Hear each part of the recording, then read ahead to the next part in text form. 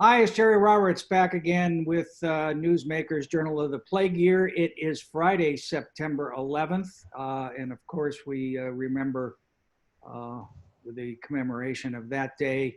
And we are here with our usual panel of high-powered journalistic all-stars, Delaney Smith from The Independent, Josh Molina from the Newshawk. Delaney, you look like the big story of the week was the Zoom meeting at the Santa Barbara School Unified School District Board Tuesday night over sex education.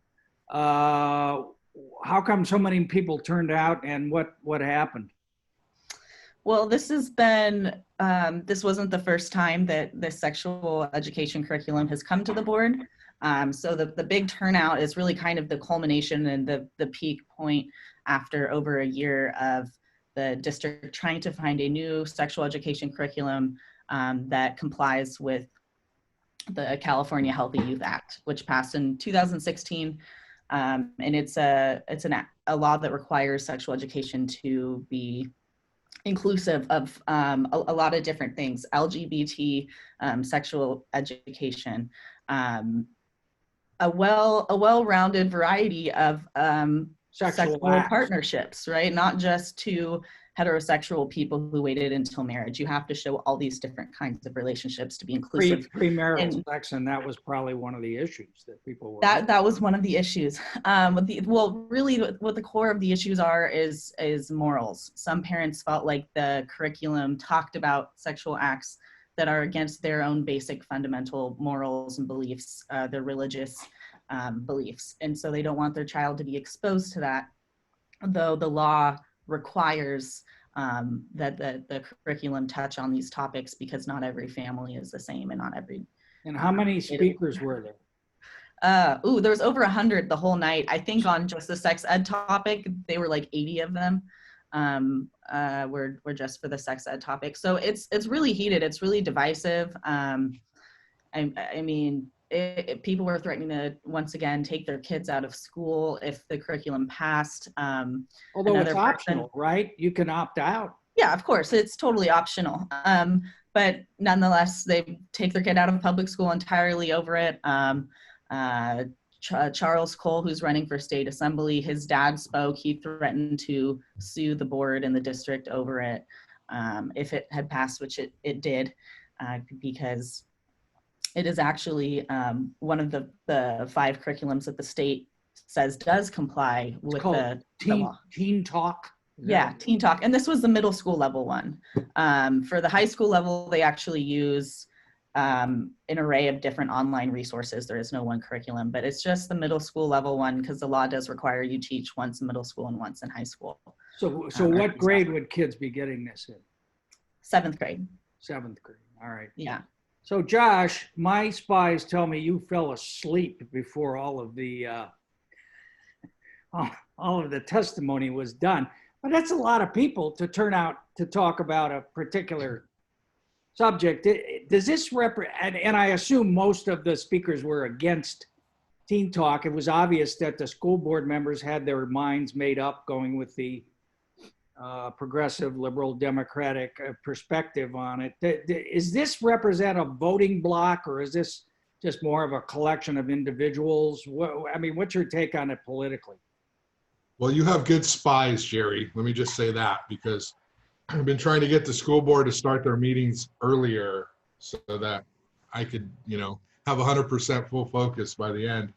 There's a couple of things going on. Obviously, there are parents in the district whose perspectives are valid, and they have serious concerns about what their children are learning at school. So obviously, people have a wide variety of perspectives on sex education and sexual health, and we know that some people are going to love it, some people are going to hate it, most people are just going to be kind of in the middle. So yeah, those parents, and they live in the district, they're going to vote. So I'm sure that to some degree they'll be mad at the board. What overlap is there, if any, between the people who spoke on sex ed specifically and the fair education group? Well, there are some parents in fair education, but the thing that is interesting about all of this is that it's become politicized. Most of the people that spoke, and maybe Delaney took better notes than I did, but it felt as though they were trying to politicize it. They were sort of using it as a leverage thing to talk about why the school board is bad and why some other people should vote. So why you should vote for some other people. You had candidates calling in who were doing that. You had candidates who clearly had put up supporters to do that. There's obviously a core base, James Fankner and his group, who are conservative, who don't want this taught in the school district, and they want the HEART curriculum, which is much more conservative and doesn't go into, I guess, I don't really know, because the curriculums are not out there public. Well, that was another whole They are. thing, right? They are. Transparency, though, was a big issue. I mean, Well, you can I had talk on that though? Because that's yeah.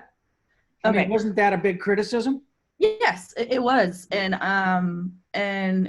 in fact, what I'm trying to remember which, I think it was Jackie Reed who had said to me that that she had thought that things weren't transparent the first time around, or maybe it was Laura, but Sounds more things like weren't Laura. necessarily transparent the first time around when this was first brought to the board, and parents did come and they were like, you know, what the hell is this? We don't know what this is. And you can pick any curriculum as long as it meets the standards for the Healthy Youth Act. So why this curriculum? So why? But So with the since other then- one, with the one that Josh referenced, Hearts, is that what it's called? Yes. So that one would have worked. not necessarily, and to be honest, I've never really been able to confirm. The actual author of the HEART curriculum also spoke on Tuesday, but he wrote it, so obviously he's kind of speaking for himself, saying that the curriculum works. But that curriculum, the big part that makes it so attractive to these parents who are against Teen Talk is that it has a section in it where the child has to go home and interview their parents and get their parents' perspectives about sex, and then take that back to school. So it brings the parent more in, and that is why other parents are more for it. And supposedly, again, I haven't seen HEART curriculum, only Teen Talk. It only shows a heterosexual couple as the normal couple throughout the curriculum, and it doesn't show Heteronormative. Yes, and if that's the case, then it doesn't meet standards. But anyhow, so a year ago, when Teen Talk was first brought up, a lot of parents were like, we want to look at other curriculums. This seems very shady, like you're pushing it through. And so they did have 5 public hearings where parents could go and they could talk and they could sit down and they could give their back and forth. This was when Carrie Matsuoka was still the superintendent.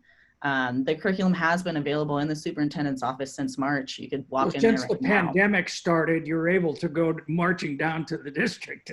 But you can still go and make an appointment. I mean, during the meeting, even Laura said she has weekly meetings in person, on the phone, constantly for months on end about this specific curriculum. So it has been, there has been an obvious push for transparency. It's not like there was zero transparency. And if anyone wanted to walk into the district office right now, they could actually go view it and ask to see it for as long as they wanted to, or take But that would photos. require me to leave my house. Would it not? So Josh, I mean, obviously they all had their mind made up. You know, they all sat there and you could almost hear or see the eye rolling going on as the hours went by of testimony that wasn't going to change their mind one iota. But then you mentioned, I haven't been down to the district office to review either one of the curriculum, whether it's Teen Talk or HEART. And I don't think a lot of them. Would you feel comfortable with your kids seeing this? You don't know. Well, I don't think a lot of the parents would. I think that the school board should have a link to it or attach it in their reports to have more input, because as we know, most parents just don't have the time or interest. They don't care until it's a big deal, and then they freak out.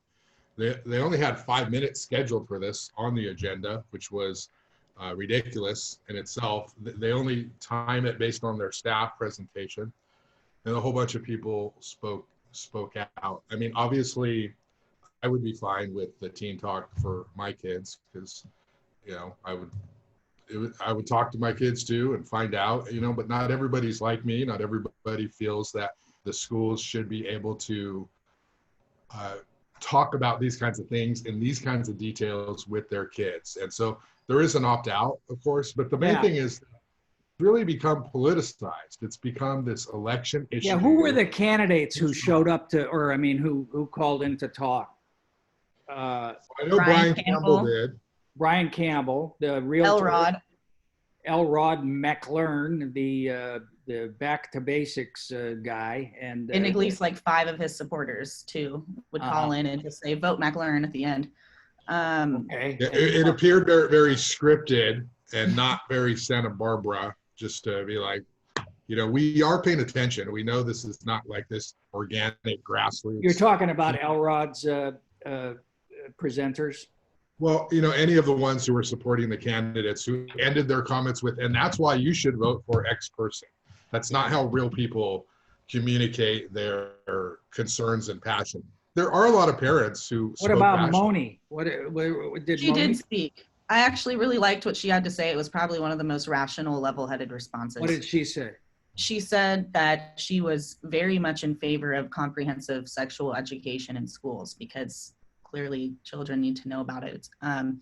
But she said she's not for picking a curriculum that is this divisive because then all of those parents are just going to opt out, and that just equals that does make a lot of sense. Not getting a sex education. You might as well pick one that the parents like so that everyone gets the most educated as possible. And I thought that was the most rational comment of the night, to be honest. So Josh, you mentioned in your story that I think it was Fackner who said that you know, there was some link to the Democratic Party endorsement and support for this. I looked at the questionnaire, and what it does, it asks a yes or no. Do you support Teen Talk? Do you support Just Communities? Do you support ethnic studies? So I didn't see any connection with contracts or anything like that, which seemed to be what he was on about. But why would the Democratic Party require an affirmative answer? I mean, I can see them saying, do you support implicit bias training? Do you support sex education? Things like that. But why would they specify that it had to be these particular vendors?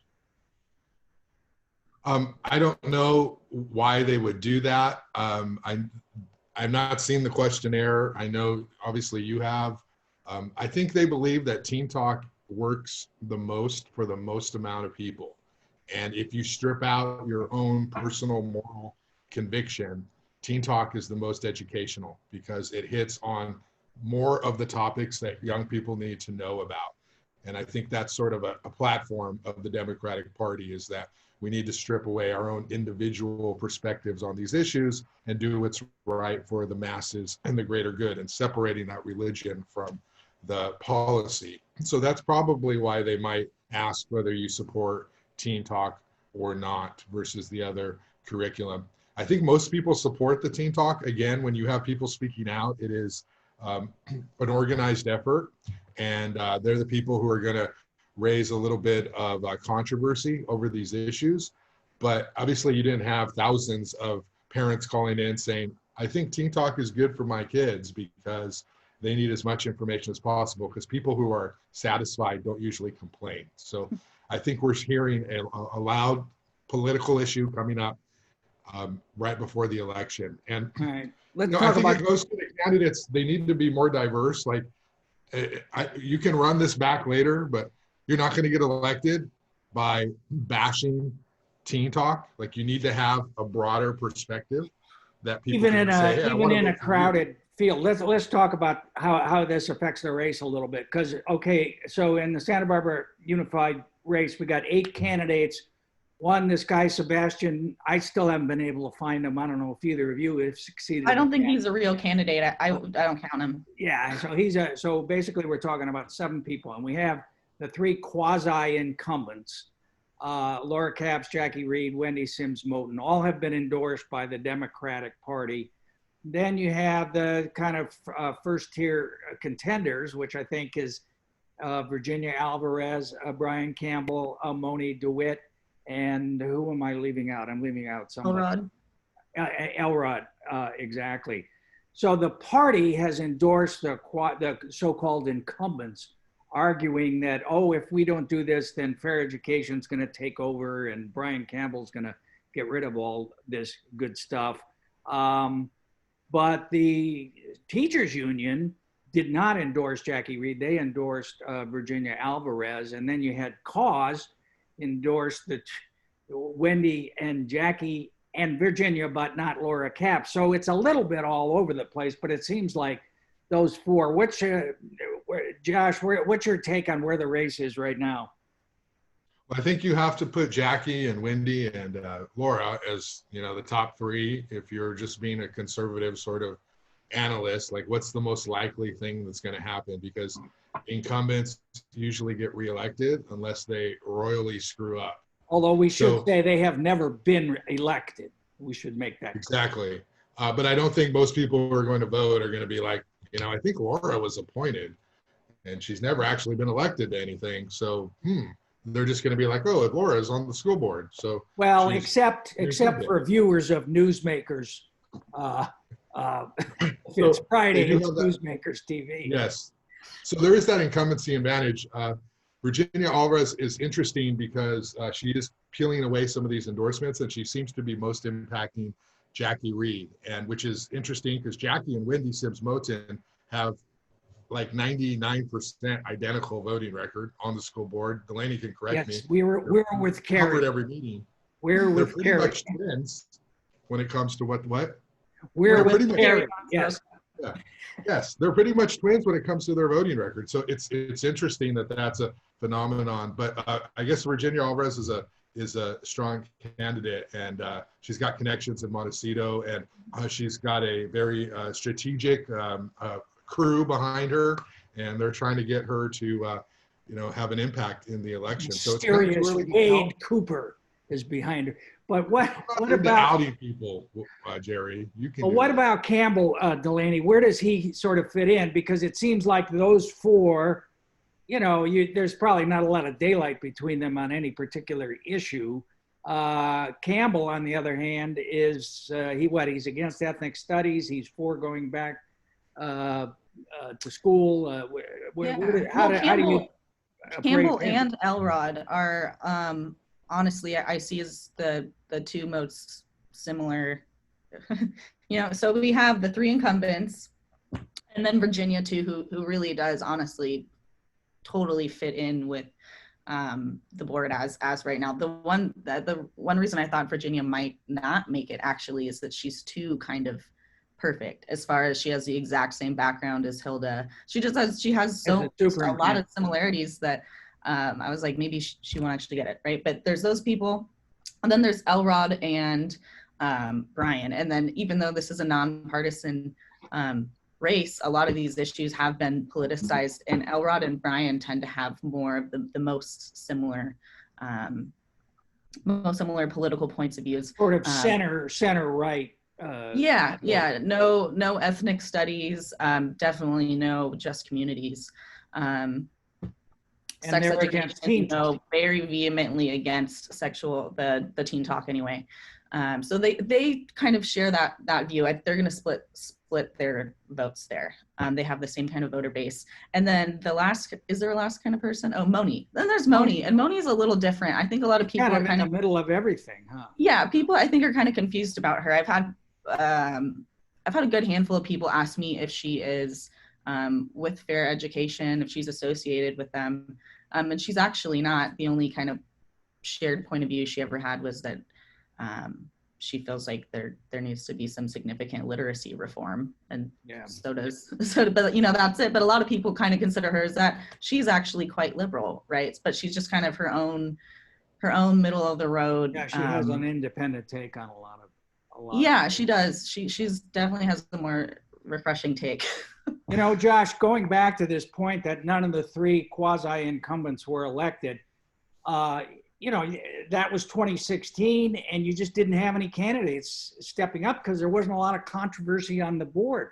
Then you had the firing of Ed Behrens, which really kind of blew things up, and really that's where a lot of the conflict and contentiousness at the school board began. And that generated this group, Save Our Schools, SOS, which helped elect Kate Ford. But it was interesting this week. I don't know if you noticed on Facebook that SOS folded their tent. They endorsed Virginia and they endorsed Laura, but now they're gone bye-bye, which is interesting because it's sort of, they were the center, the moderate, it seems to me, if you had fair education conservatives and then the Democratic Party on the left. Do you see any significance in that other than that Marcy Wimbish got tired of trying to referee all the arguments online? I don't know, but I will also say that the interest in the school board also coincides with the three of us paying more attention to the school board.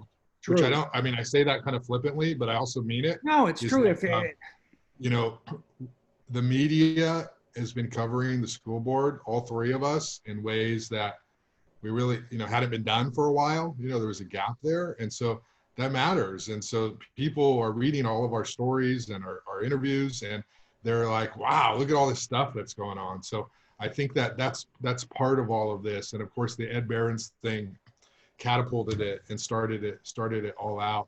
I think that it's kind of a new era. We're shifting away from the Kerry Matsuoka's the problem era, and Ed Behrens thing seems to be now, it's, they're never going to turn back the clock there. So it's likely that Marcy. I don't know. They just went to the Court of Appeal. So Barry Capello doesn't quit early, I'll tell you. Yeah. I'm living proof. I can show you my scars here, but anyway. You guys are buddies now. Come on. So I think it's this new era now. And so maybe they're sort of like, we're going to take a step back and we're just going to support our candidates and do our thing from afar. So, I mean, it is this whole thing. Here's the race, okay? Is Virginia Alvarez going to knock off one of these incumbents? Knock off Jackie specifically, the race. I think. And it's not going to be Laura. It's probably not going to be Wendy. If it's anybody, it's going to be Jackie. And so that's the intrigue. There aren't enough conservatives, Republicans, probably, to help any conservative get elected unless you had a really good conservative, charismatic, smart, with experience, transformative candidate. Yeah. But that's not the case in this campaign. So it's likely, like, can Virginia sneak in? To me, that's what I'll be looking for at election night when those results come out. All right. So, Delaney, I know you are doing the Lord's work and moderating a forum with the candidates for Santa Barbara School District on September 24th. Is that correct? Yes, the date that I told you right before this. Yeah. And that's at 5 p.m. And so if you want to see the candidates in action, that's the time to do it. The independents doing that. I guess the question I have, and I know you can't, since you're going to be a fair and unbiased moderator, you can't go too far out on this, but, is Campbell doing enough? Because, for example, I went to his website, his campaign website this week, and, there's this big orange banner that says Brian's key issues or something like that. And then it says coming soon. So it's like he hasn't got the website built out. The last time I looked, he didn't have a campaign committee even filed yet. What's your take on how he's doing? I grouped him and Elrod together. I think that he is the less popular of him and Elrod. He's certainly done less work. Just like in public comment, as far as the kind of, in my opinion, inappropriate organizing efforts for these candidates to have their people speaking for them at public comment on an issue about sexual education. It was Elrod's supporters who were there. He has them lined up. His website is decked out. He does seem to have somewhat of a stronger force of support behind him. So, and then if you kind of compare Campbell right now to Campbell running for city council, when he also didn't really kind of know what he was doing, he doesn't have a background of running for anything. It's kind of seems to be repeating itself, making some he just kind of makes clueless mistakes, and even on Tuesday, he kind of embarrassed himself a little bit, right? Was he wearing the hat? Was he wearing the hat?